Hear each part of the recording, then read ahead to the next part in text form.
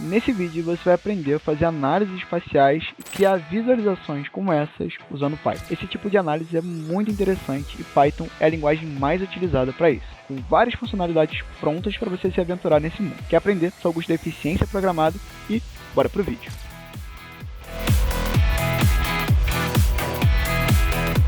Como de praxe, vou criar um código aqui do zero para a gente desenvolver isso juntos. E a primeira coisa que eu vou fazer é importar as bibliotecas necessárias para esse projeto de hoje. Eu vou importar a nossa famosa biblioteca Pandas para manipulação de dados. Vou importar também a biblioteca GeoPandas, tá bom? Para manipulação de dados geoespaciais. E também a biblioteca Folium para visualização de dados espaciais. Se você ainda não tem essas bibliotecas instaladas, você precisa vir aqui em Terminal, Novo Terminal, e executar o seguinte comando, tá bom? Pip install pandas, geopandas e Folium. Basta você executar esse comando que em segundos, em menos de um minuto, você já vai ter tudo instalado no seu PC e já vai estar apto a usar essas bibliotecas e suas funcionalidades. Beleza? Eu não vou executar porque eu já tenho elas instaladas, mas eu peço que vocês executem e voltem para esse código aqui. Beleza?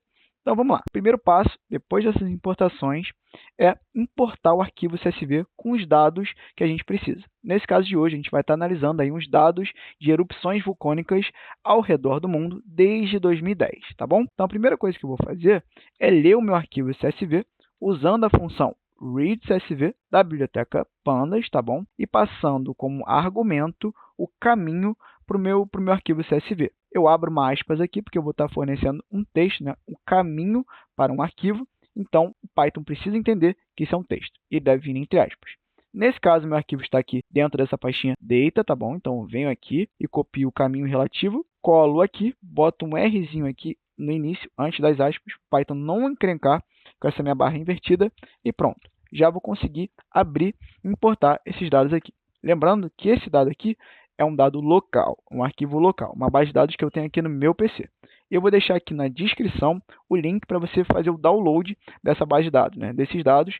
Assim você consegue replicar esse projeto e fazer os seus estudos de maneira adequada. Além de você ficar livre para fazer qualquer outro tipo de análise em cima dessa base de dados, que é bem interessante, tá bom? Então, link na descrição, não esquece. Assim que eu importo esses dados, né, eu visualizo eles, eu vejo aí que eu tenho 63 linhas, né, 63 ocorrências de erupções vulcânicas e 36 colunas, tá bom? E o primeiro tratamento que eu vou fazer aqui nesses dados é manter somente as colunas que me interessam. Eu não quero essas 36 colunas. Para mim, isso aqui é só poluição de informação, poluição visual. Também vou estar gastando mais memória do meu PC para alocar esses dados que eu nem preciso. Então, a primeira coisa que eu vou fazer é filtrar, manter só as colunas que me interessam. Como é que eu faço isso? Vou sobrescrever meu data frame, então crio ele novamente, né, esse df, né, atribuo esse novo valor, né, esse novo data frame, em cima do meu df original, então repito ele aqui. E como é que eu faço para selecionar, filtrar algumas colunas? Primeiro eu abro um colchete, depois outro colchete para inserir aqui dentro todos os nomes, né, uma sequência com os nomes das colunas que eu quero filtrar. Vou pegar aqui a minha colinha, só um momento, vocês podem só replicar, tá bom? Já explico para vocês quais foram as colunas que eu mantive. Agora, se eu visualizar esse novo data frame, a gente consegue ver que a gente saiu de 36 colunas para 6 colunas que de fato nos importam. Aqui, só para contextualizar, estou mantendo os dados, as colunas de ano, o nome daquela cidade, o nome do país, as coordenadas daquela erupção, né, daquela atividade vulcânica, então latitude e longitude, e o tipo, né, qual foi o tipo daquela erupção, beleza? Então, nosso primeiro tratamento, nossa importação e tratamento inicial dos dados já foi dado, basicamente usando a nossa famosa biblioteca Pandas. Nada de novo por aqui. Agora, a gente vai fazer o seguinte. Eu peço a atenção de vocês a um detalhe, a um ponto. Aqui vocês conseguem ver que o único dado espacial, né, geoespacial, de georreferenciamento que eu tenho nesse meu data frame aqui, são essas duas colunas de latitude e longitude, que representam aí, separadamente os nossos valores, né, nossos pares de coordenadas para localizar aquela erupção vulcânica, né, aquele vulcão. Mas a gente vai ter que fazer uma transformação, um tratamento aqui. Por quê? Para as nossas próximas análises, a gente não vai querer ter duas colunas separadas para identificar esse par de coordenada. Uma para latitude, outra para longitude. A gente vai querer unir essas informações em uma única coluna chamada Geometry, uma coluna de geometria, e a gente não vai ter esses valores mais separados. A gente vai unir esses valores em um único valor chamado Geometry, né, do tipo geometria. Por quê? Porque a gente vai estar lidando agora com o GeoDataFrame, né, meio que um data frame da biblioteca Pandas, só para a gente identificar que aqueles dados são dados geoespaciais, que podem facilitar a manipulação do tipo de dados espaciais no futuro, que é o que a gente vai fazer hoje, beleza? O que a gente vai fazer? Como eu disse, isso aqui vai sumir, na verdade vai se manter, mas a gente vai ter mais uma coluna chamada Geometry, e a gente vai construir um GeoDataFrame a partir desse DataFrame. Eu já explico qual é a principal diferença entre um DataFrame e um GeoDataFrame. Então, beleza. Primeira coisa que eu vou fazer é converter esses valores para o tipo geometria, então não vou ter mais esses valores numéricos separados, eu vou ter objetos do tipo geometry, beleza? O que eu vou fazer aqui? Como eu vou fazer isso? Eu vou usar a biblioteca GeoPandas, que eu apelidei como GPD, e vou usar uma função chamada points_from_xy. Points, isso aqui, from xy. O que ela vai fazer? Nesse caso, a gente tem pares, a gente tem pontos de coordenadas. Então, a geometria que a gente vai ter é da geometria do tipo point. Se eu tivesse uma área, por exemplo, em vez de um único par de coordenadas, várias coordenadas, né, vários pares representando uma área, eu teria uma geometria do tipo polígono, de polígono, beleza? Mas como eu tenho pares pontos separados, bem localizados, eu vou ter uma geometria do tipo point. Por isso que a gente usa essa função points_from_xy. O que ela faz? Ela converte uma coordenada, um par de coordenadas, valores x e y em points, em geometria do tipo points.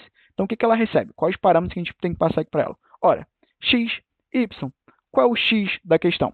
A latitude. Pensa no mundo, olhando aqui, ó, variando longitudinalmente. Esse é o nosso eixo x. E onde é que estão esses valores de longitude? Ora, estão lá no nosso DataFrame, que se chama def. Mas aonde? Eles estão na coluna, especificamente na coluna longitude. Então, acesso os valores dessa coluna nessa sintaxe aqui. Primeiro eu chamo o meu DataFrame, que se chama def, abro o colchetes e passo o nome da minha coluna. Beleza. E onde é que estão os valores de latitude, que é o meu y da questão? Ora, estão também no meu DataFrame, mas na minha coluna latitude. Beleza? Vamos ver qual o resultado, né? Qual a saída dessa função. Olha que beleza. Agora eu tenho uma lista em que cada elemento dessa lista é uma geometria do tipo point, tá vendo? Vamos dar uma olhada aqui, se eu quiser acessar o primeiro valor dela. Olha que beleza. Se eu acesso o primeiro valor, ele não me retorna um número, que nem seria nesse caso aqui, se eu quisesse acessar um par de coordenadas. Ele me dá, de fato, um point. Eu consigo ver até uma visualização dele, né? É um pontinho. Todas as coordenadas, né? Todos os elementos vão ser assim, exatamente um point. A gente agora sabe que isso aqui é uma geometria. Agora que a gente já tem esses arquivos, né? essa lista, né? Esses elementos do tipo geometria, a gente vai criar um GeoDataFrame a partir do nosso DataFrame original e desses nossos dados de geometria. Como é que a gente vai fazer isso? De novo, usar a biblioteca GeoPandas e a gente vai criar um GeoDataFrame. O que a gente precisa passar aqui? O nosso DataFrame original, que a gente quer partir dele, né? Porque eu quero manter essas informações, beleza? Então, bota aqui o meu DF e preciso passar o meu arquivo, né? Os meus dados de geometria, que onde é que eles estão? Então, nessa listinha aqui, nessa variável chamada geometrias. Agora, se eu botar aqui para visualizar, olha que beleza, temos o nosso GeoDataFrame. Vocês olham de cara e falam, pô, isso aqui é igual ao DataFrame, não é? É igual, mesma cara. De fato, tem a mesma cara, mas tem uma diferença que de fato mata, que você olha, bate o olho e vê, isso aqui é um GeoDataFrame, que é um elemento obrigatório, que é essa coluna de geometria, beleza? Porque um GeoDataFrame, se você está dizendo para o Python que está lidando com dados geoespaciais, então você precisa representar eles de uma maneira geométrica, vamos dizer assim. Esses dados, né, essas referências precisam estar no formato de geometrias. E repito, como estamos lidando com pares de coordenadas, tá bom? A gente tem essa geometria do tipo point, beleza? Então, de novo, essa coluna aqui é meio que uma junção, a gente uniu esses valores aqui no formato geometria, um formato que o GeoPandas aceita, que um GeoDataFrame requer, beleza? Então, de novo, principal diferença, DataFrame, GeoDataFrame. GeoDataFrame vai ter essa coluna obrigatória representando as geometrias. Ela sempre vai se chamar Geometry, beleza? Não altere o nome dessa coluna. Show? Então, a aulinha de GeoDataFrame, pelo menos o básico, entendido. Agora que a gente já tem nossos dados prontos, né? A gente já tem as nossas geometrias prontas, a gente já pode visualizar eles de maneira dinâmica. Como é que a gente vai fazer isso? A gente vai usar a nossa biblioteca poderosíssima, tá bom? Folium, e vamos criar um mapa, tá? Um objeto map, tá bom? Em que eu vou botar aqui uns parâmetrozinhos, não se importem muito com isso, tá bom? Vou botar só a localização original quando eu abrir o meu mapa, só para ele ter uma referência, senão ele bota uma localização aleatória ou muito grande, enfim. Vou botar aqui 15 norte e 30 leste. Pode copiar, não pode variar isso aqui, não vai variar tanto, é só uma perfumaria, vamos dizer assim. Também vou botar um tema para esse mapa, para ele ficar bem bonito, botar um Dark Matter, um tema escuro, vocês vão ver que vai ficar bem bacana. E também vou botar aqui um parâmetro chamado Zoom Start, botar 2. O que é esse Zoom Start? Se eu não botar nada aqui, por padrão, esse cara recebe aqui valor 10. Então ele já vai abrir meu mapa com um zoom enorme. Ele vai abrir numa localização aleatória. No caso, a localização exata, né? Quase exata dessa coordenada aqui, esse par de coordenada 15 e 30. E como eu quero ter uma visualização do globo, né? Uma visualização do mapa mundi, vamos dizer assim, porque eu quero visualizar os vulcões ao redor do mundo, eu quero um zoom quer ter uma visão mais ampla, né? Então botar um zoom menor, botar aqui um zoom start 2. Vamos visualizar esse mapa, vamos ver como é que ele fica a priori. Olha que beleza, olha que bonito. Já temos aí o nosso mapa mundi nesse estilo Dark Matter que eu pessoalmente acho bem bonito. Se você não quiser, você pode usar outros, não precisa botar nenhuma customização ali ou usar outros, enfim. Eu gosto desse, pessoalmente. Mas beleza, vocês estão vendo que nosso mapa está cru. A gente só vê, de fato, o mapa mundi, né? Nossos contornos, territórios. Eu quero popular esse mapa aqui com nossos dados. Hoje a gente vai fazer aquele mapa de calor. Eu vou pegar aqui um gabarito. A gente precisa popular esse mapa com esses dados, né? Para a gente identificar quais as regiões que têm maior atividade vulcânica.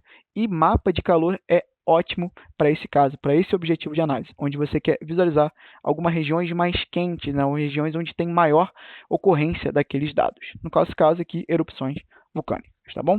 Como é que a gente vai fazer isso? Beleza? Como é que a gente cria esse heatmap?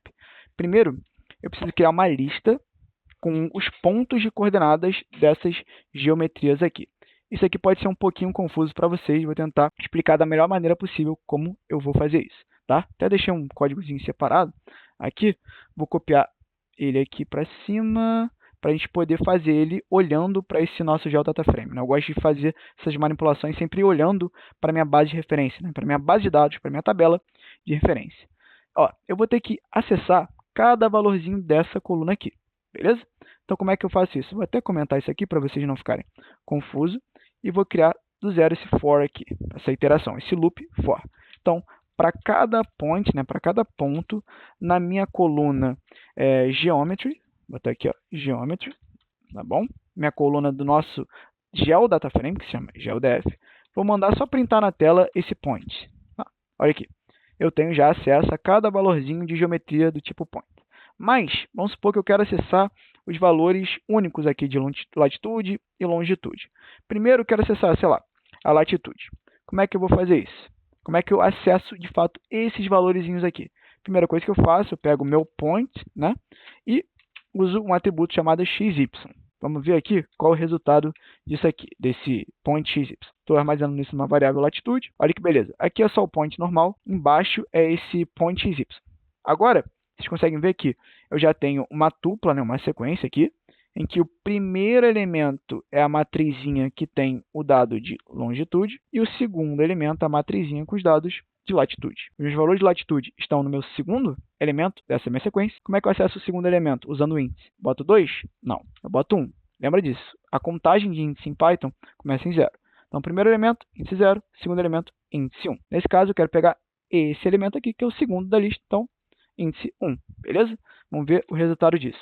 Ó, já me dá esse array, aqui, essa matriz, é onde eu tenho os meus valores, e eu quero acessar esses valorzinhos aqui. Não me importa esse D aqui, essa nomenclatura, não. Eu quero, de fato, o único valor que eu tenho, né? No caso, é o primeiro valor, primeiro e único valor dessa minha matriz. Como é que eu acesso? De novo, como ele é o primeiro e único, vou usar o índice 0. Olha que beleza. Agora já consegui acessar, de fato, aquele valor, beleza? Então, a partir da geometria, eu consegui acessar o valor. E eu consigo acessar a longitude da mesma forma. Vou até copiar aqui, beleza? Vou trocar longitude, mas lembrando, a longitude é o primeiro elemento da minha lista. Então, em vez desse 1 aqui, eu troco ele por 0. Aí, vamos supor que eu quero visualizar a latitude e a longitude. Olha que beleza. Tenho certinho aqui meu par de coordenadas. Eu vou ter que passar uma lista com que cada elemento dessa lista seja o par de coordenadas no formato latitude e longitude, que é o formato que o Folion ali vai aceitar. Então, meio que vou ter que isso aqui, eu vou criar uma variável chamada lista, tá bom? Vou botar, para não confundir, coordenadas. O que é essa coordenadas? Vai ser uma lista, então abro o colchete, em que o primeiro elemento é a minha latitude, que eu consegui buscar aqui, beleza? De maneira individual, acessar aquele valor, e o meu segundo elemento,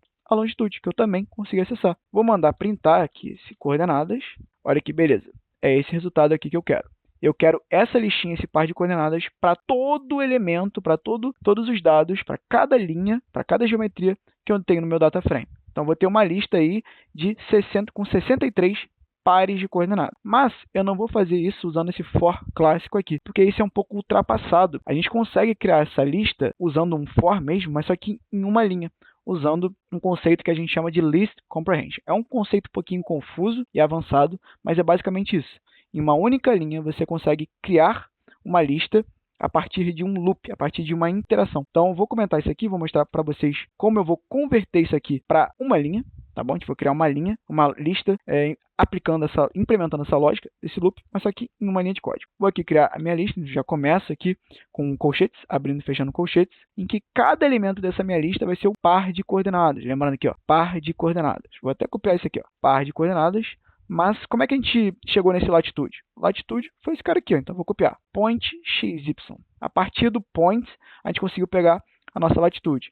E também nossa longitude. Vou até copiar aqui. Isso, como eu fiz, foi para cada point, ó, for point, no nosso GeoDataFrame, na nossa coluna geometria. Então, for point em GeoDF, tá bom? Geometry. Se eu visualizar o resultado dessa lista, a saída dessa lista, olha que beleza. Eu já tenho uma lista em que cada elemento é o nosso par de coordenadas, latitude e longitude, de cada elemento, cada geometria do nosso GeoDataFrame. Então, de novo, criei uma lista usando o for em uma única linha, um for dentro dessa lista. Isso que a gente chama de list comprehension. Eu sei que isso pode estar um pouquinho confuso para vocês. De fato, no início é confuso, mas depois você pega o jeito, você vai dominar isso, tá bom? Minha recomendação é você testar aqui, você de fato entender ali, você estudando esse código ali que eu vou disponibilizar para vocês também. Testar, ver mais ou menos como é que ela funciona. Se tiver dúvidas aí, deixa no comentário, a gente vai tentar resolver da melhor maneira mais didática possível, tá bom? Mas, de fato, isso aqui é um pouquinho confuso no início. Vou apagar isso aqui, a gente já sabe que está dando certo, tá bom? E agora o que eu vou fazer? Eu vou criar meu heatmap a partir desses dados, né? Dessa lista de coordenadas. Como é que eu vou fazer isso? Folium.plugins. Então, primeiro eu estou chamando a minha biblioteca, né? Folium. Depois eu estou chamando o módulo plugins, beleza? E agora eu vou chamar um objeto chamado heatmap. O que eu preciso passar para ele? Justamente esses pares de coordenadas aqui que a gente criou nessa lista. Show? Então, aqui a gente está meio que criando esse objeto, criando esse heatmap. Agora, a gente tem que pegar esse heatmap e adicionar lá aquele nosso mapa. Lembra? Ele começa puro. Ele começa só o mapa mundi. Eu preciso popular ele com esses dados, né? Com esse heatmap. O que eu faço? Como é que eu faço? Eu uso um método chamado addTo, adicionar a, e passo aqui o nosso mapinha. Agora, se eu visualizar o meu mapa, né? Só chamar o nome do meu mapa. Vamos ver se deu certo. Vou aqui dar um scroll para baixo. Olha que beleza. Já tem nosso heatmap populado, né? Inserido no nosso gráfico. E agora vamos analisar ele.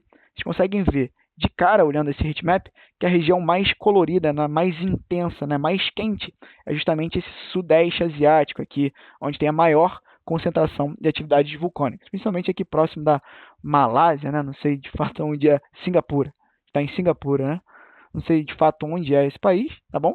A gente vê aqui também o Japão ganhando relevância, a gente sabe dessas atividades vulcânicas lá, enfim, toda atividade tectônica. E o nosso Brasil, graças a Deus, são em salvo, tá bom? Só na redondeza ali, Equador, deixa eu ver aqui, ó.